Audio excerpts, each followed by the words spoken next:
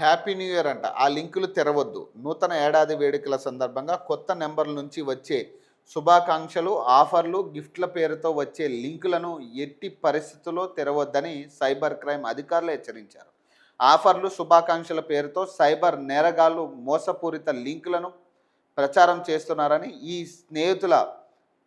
మీ స్నేహితుల పేరుతో వచ్చే ఈ సందేశాలను తెరవద్దని, వాటి పట్ల అప్రమత్తంగా మెలగాలని సూచించారు. ఒకవేళ లింక్ తెరిచిన అనుమానాస్పద యాప్ ఇన్స్టాల్ అయిన వెంటనే మొబైల్ డేటా, వైఫై సేవలను ఆపివేయాలని అన్నారు.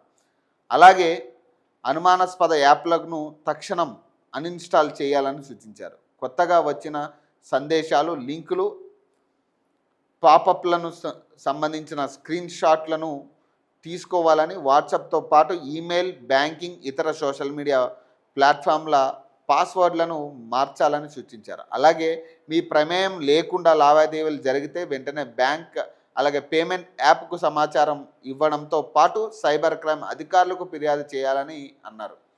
సో ఇట్లా న్యూ ఇయర్ పేరు మీద ఇక కొత్తగా గ్రీటింగ్స్ కానీ, ఇక కొత్త లింక్స్, ఇక గిఫ్ట్స్ వచ్చినాయని ఇక రకరకాల లింక్స్ ఫార్వర్డ్ అవుతూ ఉంటాయి ఇప్పుడు.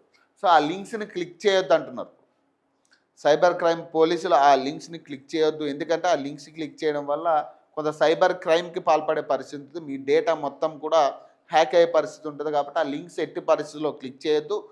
కనీసం ఒకవేళ క్లిక్ చేసినా కూడా ఎట్లాంటి అనుమానం వచ్చినా ఆ ఇన్స్టాల్ అయిన యాప్ కావచ్చు, మీరు ఎటువంటి డీటెయిల్స్ అందులో ఇవ్వద్దు అనేది వాళ్ళు చెప్తున్నమాట.